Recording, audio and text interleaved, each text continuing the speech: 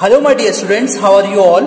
देखिए ऑलरेडी हम लोगों ने अभी इस चैप्टर के अंदर जितने भी इसके accounting theory base of accounting हम लोगों ने पढ़ लिया था। इसके अंदर जितने भी प्रिंसिपल्स हैं हम लोगों ने पूरा फिनिश कर लिए हैं, ठीक है ना। जो पढ़ा था हम लोगों ने गोइंग कंसर्न और कंसिस्टेंसी और एक्रूअल, ये ऑलरेडी हम लोगों ने पढ़ लिया था। आज हम लोग पढ़ेंगे, देखिए रिवीजन देखिएगा एक बार, ठीक है।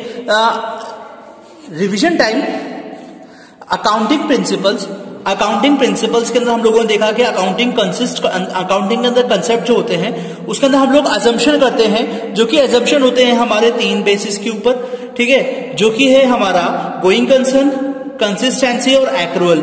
हम लोगों ने ये भी पढ़ा था, ठीक है ना। और एक्रूअल पूरा सिस्टम बेसिस के ऊपर पढ़ा था हम लोगों ने कि एक्रूअल के अंदर क्या होता है, किस तरीके से हम लोगों को जो भी कोई रिकॉर्ड होता है, जो भी कोई ट्रांजैक्शन होता है, उसको हम लोगों को उस डेट पर ही रिकॉर्ड करना पड़ता है जिसपे वो ट्रांजैक्शन हुआ है। ऐसा नहीं होता कोई भी हम लोगों ने उधार माल को खरीदा था या फिर कोई भी हमने उधार माल बेचा था और उसका जो पेमेंट है जब आया उस पर ही हम लोग उस दिन को हम लोग रिकॉर्ड करेंगे, ऐसा नहीं होता है। जिस दिन हमारा वो ट्रांजैक्शन हुआ उसी दिन हम लोगों को वो ट्रांजैक्शन रिकॉर्ड करना पड़ा था। अब हम लोग पढ़ेंगे कुछ एक नए, बस एक लास्ट कुछ रूल्स एंड नॉर्म्स, ठीक है ना, जो कि हमारा business entity relationship accounting entity person. देखिएगा एक एग्जांपल के थ्रू आप लोग समझिएगा इसको कि कोई एक ओनर है, ठीक है ना, उसने अपना बिजनेस को सेपरेट कर दिया, ठीक है, और वो बिजनेस को ये लायबिलिटी होगी उसकी कि business is treated as a separate entity distinct from its owner, यानी कि ये चीज अलग होगा, ओनर अलग होगा और बिजनेस अलग होगा। हम लोग इसको एक ही चीज के अंदर नोट नहीं करेंगे, ठीक है ना। और जिसमें से बिजनेस के अंदर जो बिजनेस उसने कैपिटल लगाया था वो था 10,000 रुपीज का, जो कि होगी उसकी लायबिलिटी होगी, ठीक है ना। तो हम लोग कैपिटल जो है उसको ट्रीट कैसे करेंगे, उसको एक ट्रीट करेंगे एज अ लायबिलिटी ट्रीट करेंगे, ठीक है। सेकेंड हमारी प्रिंसिपल है मनी मेजरमेंट प्रिंसिपल। अब ये मनी मेजरमेंट प्रिंसिपल भी बहुत ज्यादा इंपॉर्टेंट है। क्या है, कोई भी जो ट्रांजैक्शन और इवेंट होते हैं उसको हम लोग एक्सप्रेस करते हैं as a terms of money, ठीक है ना। जो भी कोई बिजनेस के अंदर ट्रांजैक्शन वगैरह होते हैं या फिर कुछ इवेंट होते हैं, कोई एडवर्टाइजमेंट वगैरह हम लोग करते हैं, ठीक है, उसको हम लोग एज अ टर्म देते हैं, उसको हम लोग एक टर्म का नाम देते हैं जो कि मनी होती है, और हम लोग उसको रिकॉर्ड करते हैं, recorded in the books of accounts.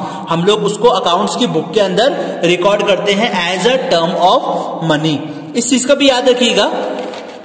Next है हमारा इंपॉर्टेंट है जो कि, ठीक है, एक सेकेंड, जो कि हमारा एक ही इंपॉर्टेंट टर्म है अकाउंटिंग पीरियड प्रिंसिपल, ठीक है ना। अकाउंटिंग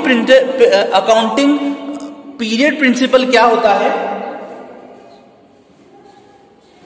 अकाउंटिंग पीरियड प्रिंसिपल क्या होता है, देखिएगा जरा। जैसे कि कोई एक बिजनेस है, ठीक है ना, जो कि पूरा बिजनेस है, 1 साल चला, 2 साल चला, 3 साल चला, 4 साल, 5 साल, 6 साल, 8 साल, 10 साल चलने के बाद वो खत्म हो गया, ठीक है ना। तो वो प्रिंसिपल क्या होगा, वो 10 साल के बाद पूरा खत्म हो जाएगा, ठीक है ना।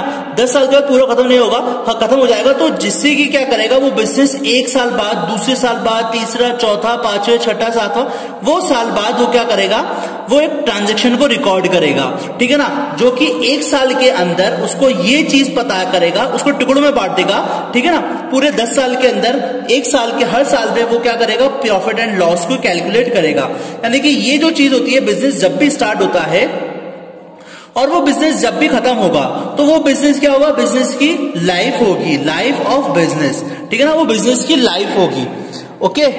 जैसे कि लाइफ ऑफ एन एंटरप्राइजेस, कोई भी एक बिजनेस है उसको हम लोग डिवाइड करते हैं कुछ टाइम इंटरवल में, ठीक है ना, जिसको हम लोग कहेंगे नोन एज अकाउंटिंग पीरियड, ठीक है, जिसको हम लोग अकाउंटिंग पीरियड के नाम से जानेंगे। एट द एंड ऑफ, आखिर में, लास्ट में हम लोगों को उसके इनकम स्टेटमेंट को पता चलेगा, ठीक है, income statement and position statement it is prepared. Last में हम लोगों को क्या करना पड़ेगा, या तो उसके प्रॉफिट एंड लॉस हम लोगों को फाइंड करना पड़ेगा, और या फिर उसकी बैलेंस शीट हम लोगों को फाइंड करनी पड़ेगी, जिससे कि हमारा बिजनेस का पोजीशन आखिर में हम लोगों को ये पता चल जाए कि हमारे बिजनेस की पोजीशन क्या है।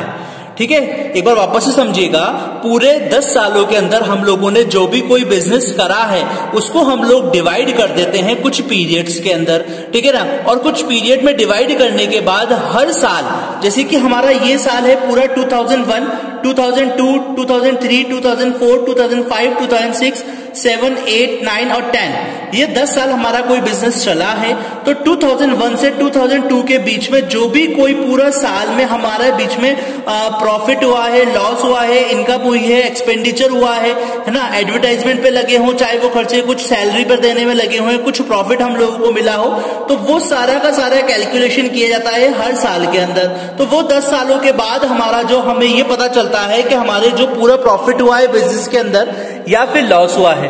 तो हम ये चीज हम लोग हेल्प करते हैं, ये किसकी हेल्प से हम लोग करते हैं? प्रॉफिट एंड लॉस की हेल्प से करते हैं, या फिर हम लोग बैलेंस शीट बनाने की हेल्प से करते हैं। एक छोटा सा हमारा एक प्रिंसिपल और है जो कि है फुल्ली डिस्क्लोजर प्रिंसिपल। अभी फुल्ली डिस्क्लोजर प्रिंसिपल क्या होता है? ऑल द सिग्निफिकेंट इंफॉर्मेशन, सारी की सारी इंपॉर्टेंट इंफॉर्मेशन जो भी होती है, जो भी इंपॉर्टेंट इंफॉर्मेशन होती है, should be fully disclosed in financial statement.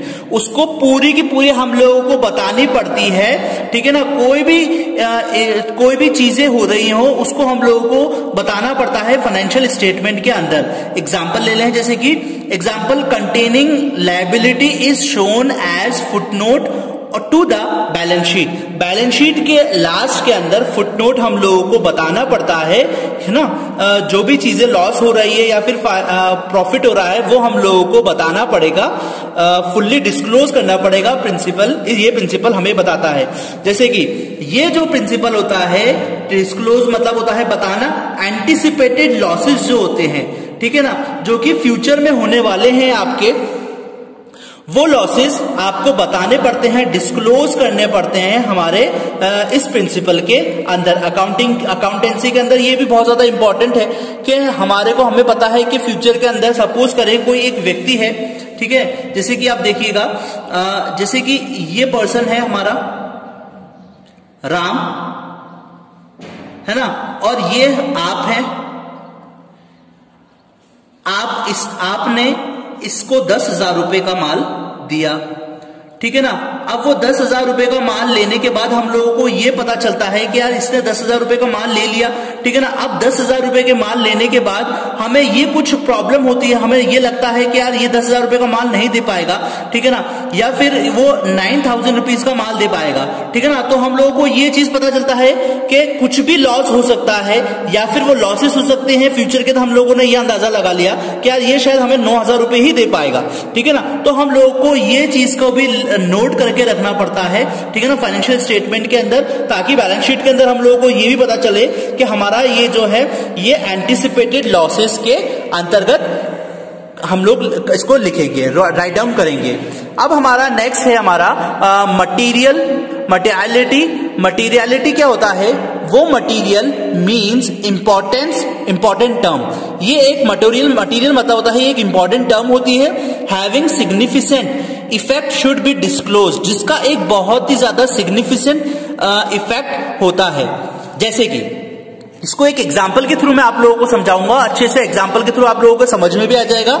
ये है मिस्टर अंबानी, ठीक है, और ये है हमारा एक बैगर, भिखारी, ठीक है ना। अब दोनों के पास 100 रुपीज थे, ठीक है ना। इनके पास जो 100 रुपीज थे इनके खो गए, और इसके पास जो भिखारी के पास 100 रुपीज थे ये भी खो गए, ठीक है। लेकिन मिस्टर अंबानी के जब 100 रुपीज खोए तो उनके लिए कोई भी प्रॉब्लम नहीं है, बोले यार छोड़ना, 100 रुपए तो खोए, कोई मतलब नहीं है हमारे। अगर मैंने इसको 100 रुपए अगर ढूंढने की कोशिश करी तो मेरे पास और भी ज्यादा रुपए का नुकसान हो जाएगा।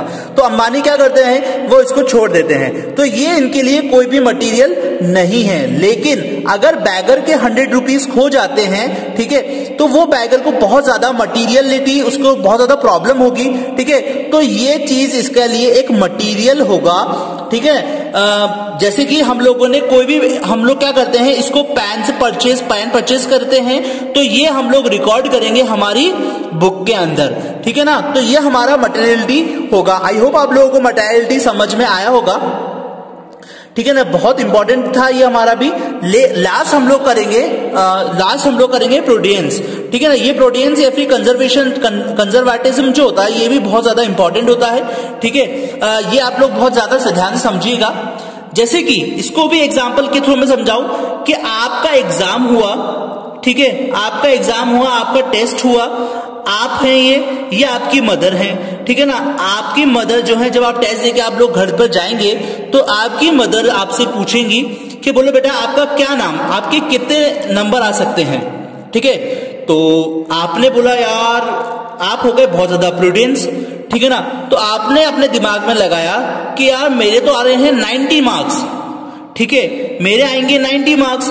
अब मैं मम्मी को बता दिया 85 मार्क्स, यानी कि आप बहुत ज्यादा ईमानदार हो गए, ठीक है। आपने बोल दिया अपने यार चलो मेरे तो एग्जाम में नंबर आ रहे हैं 90, मम्मी को कम बताऊंगा तो इतने ही आए तो मम्मी शायद खुश हो जाएंगी, ठीक है ना। तो मम्मी को आप बताएंगे 85 मार्क्स आएंगे मेरे। वैसे ही आपने सोचा कि यार मेरे इंग्लिश में मार्क्स आएंगे 80 मार्क्स, ठीक है, लेकिन आपने मम्मी को बताया बोले 75 मार्क्स तक आ जाएंगे मम्मी मेरे। अगर 75 मार्क्स से ज्यादा आ गए तो मम्मी और भी ज्यादा खुश हो जाएंगी, बोले यार बच्चे ने तो 75 बोले थे लेकिन इसके नंबर आ गए 88 या 89 या फिर 80, ठीक है, 78, 79 या 80, ठीक है। वैसे ही नेक्स्ट आप लोगों ने सोचा, आपने अकाउंटेंसी के अंदर नंबर है आपके 70, ठीक है, लेकिन आपने मम्मी को बताया कि बोले 60 नंबर आ सकते हैं मेरे, ठीक है। तो ये भी चीज हमारा कंजर्वेटिव होकर आप कम बताते हैं, ठीक है। ये चीज वह कहलाती है प्रूडियंस या फिर कंजर्वेटिज्म। इसको हम लोग इंग्लिश में क्या टर्म है इसको समझेंगे, डू नॉट एंटिसिपेट प्रॉफिट। कोई भी प्रॉफिट को हम लोग एंटिसिपेट नहीं करते हैं, बट प्रोविडेंस फॉर, यानी कि उसको हम लोग कम बताते हैं, उसको रिकॉर्ड करते हैं। कोई भी फ्यूचर के अंदर प्रॉफिट हुआ उसको हम लोग इग्नोर करके फ्यूचर पॉसिबल लॉस, फ्यूचर में जो भी कोई पॉसिबल है अंदाजा लगा के हम लोग जो लिखते हैं वो चीज कहलाती है प्रोडियंस। इसको हम लोग समझेंगे एग्जाम्पल में, creation of provision for doubtful debts. Debts जो होते हैं, ठीक है, जो कि हम लोगों को डेब्टर से लेने हैं, हमें लगता है कि शायद वो देगा नहीं। देखिए इसको एग्जाम्पल के थ्रू, ये है हमारा एक व्यक्ति रोहित, इससे हम लोगों को 10,000 रुपीज का माल हम लोगों ने लिया, इसने हमसे लिया था 10,000 रुपीज का माल, ठीक है। तो क्या हुआ, इसको हमें लगा कि यार ये तो पैसे देगा नहीं, ये 9,000 या फिर 8,000 रुपए तो हम लोगों को देगा ही देगा। तो हम लोगों को 8,000 रुपए का जो माल है, हम लोगों को ये चीजों को लिखना, ये चीज कहलाती है प्रोडियंस, ठीक है ना। डाउटफुल डेब्ट्स जो है वो मैं आप लोगों को एक आगे आने वाली क्लासेस के अंदर पूरा टॉपिक है इसके अंदर, तो मैं आपको समझाऊंगा। नेक्स्ट हमारा closing stock is valued at cost. Closing stock जो है उसको हम लोगों ने कॉस्ट पर वैल्यू करा है, ठीक है ना। मतलब कि फ्यूचर में होने वाले नुकसान मार्केट प्राइस पे हम लोग लिखते हैं विच एवर इज लोअर, यानी कि cost of stock, closing stock जो है उसको हम लोग नोट डाउन करेंगे कॉस्ट में या फिर उसके मार्केट प्राइस में, ठीक है ना। जो भी कोई कम है उसके अंदर हम लोग उसको रिकॉर्ड करेंगे। तो बच्चों हमारे ये प्रिंसिपल्स खत्म हो गए, ठीक है। अब हम लोग करेंगे इसके बाद नेक्स्ट चैप्टर, जो कि हम लोग करेंगे इसके नेक्स्ट वीडियो के अंदर, ठीक है। और अगर आप लोगों को कुछ प्रिंसिपल्स के अंदर कुछ प्रॉब्लम हो तो मुझे व्हाट्सएप के अंदर मैसेज करके कभी भी किसी भी वक्त पूछ सकते हैं। हम लोग मिलेंगे नेक्स्ट वीडियो में, तब तक के लिए पढ़ते रहिए। Thank you, have a great day.